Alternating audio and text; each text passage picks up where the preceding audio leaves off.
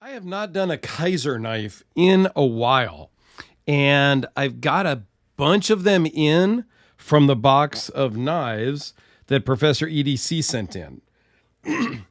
This one is really giving. You guys know how much I love and talk about this Kubi KB237.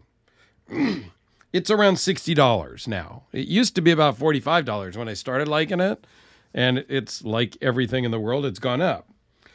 This Kizer, the Z-82, is gonna give this guy a run for its money. This is around $60 also at Knife Center, and I'll put a link down below. But this thing is, so far, I'm kind of digging it more than the Kubi, actually. And I know that's... All right, one of the things I like better is the blade finish on this one is a little more muted and not as glossy as on this one. Both G10 scales, both flippers, both made in China, both with, well, no, I'm sorry, not both with. This one comes in D2. This one comes with N690. Yeah, I don't think you can go wrong with either, honestly. Action is very similar. Both running on bearings. So very similar knives, yet different. This is a design from, I'm going to pronounce it wrong, but Nalu Boersma from Hawaii. This is a design, a production version of a custom that he makes. So that's always cool, and a lot of the Kizers are that way. I love the stonewash finishing on the blade. The little bit of copper, while copper is not my favorite, I like it in this instance. Pocket clip is just a standard spring clip. I don't love the pocket clip. It's a little too wide for me. I don't know, it's an aesthetic thing.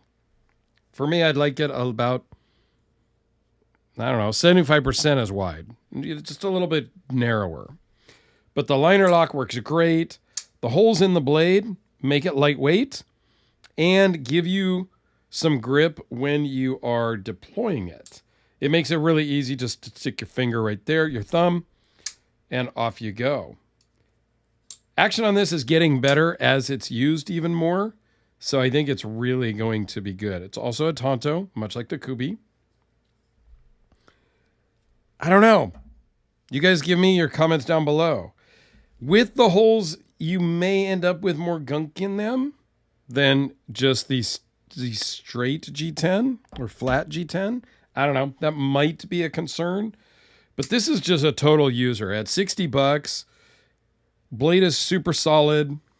N690. I mean, what more do you want in a budget affordable knife?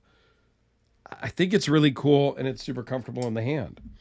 4 3/4 closed, 8 1/4 overall, 3.4-inch blade, 0.016 behind the edge. Blade thickness is 0.124. Overall thickness is 0.482. N690, as I mentioned, weighs in at 4.5 ounces and runs on bearings.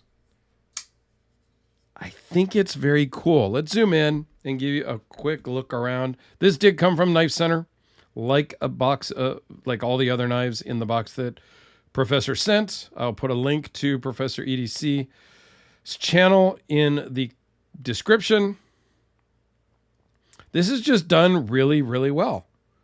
Kizer does a great job, and it's shown by this Z-82 model. You have the designer's name there on the flipper tab. I like the stonewashed with how it kind of just breaks out the seams, if you will. I guess that's what they, the grind marks. I just love this finish on a blade. If the Kubi was more like that finish, I would like it way better. I still think, I don't know. I think they're very comparable knives, to be honest. So go check out either one of them. It is a reversible pocket clip with a lanyard tube if you're into that. The lanyard tube, though, is blocked slightly by the pocket clip. Yeah, that's not my favorite thing. And can you really reverse that? No, you cannot reverse the pocket clip because of the hole pattern. It's not going to reverse. So take that back. I still don't love the fact that the pocket clip covers a lanyard tube. I don't use a lanyard, but for those of you that do, that could just be a little bit of a sticking point. Depending on the size paracord that you use, it might be an issue.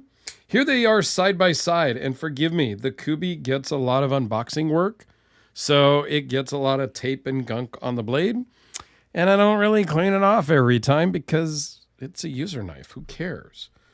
It's not cutting food or anything like that. It's just cutting boxes. Same with the Spider Godelica. These two knives literally sit here on my table all the time. I don't carry either of these anymore.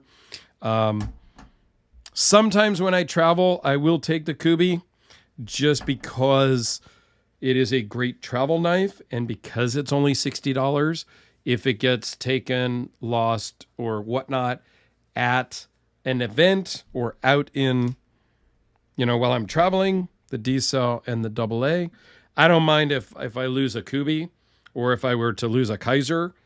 I wouldn't necessarily mind. If I were to lose the North Arms, that might be more of a problem. If I were to lose a Battle, that would be a bigger problem.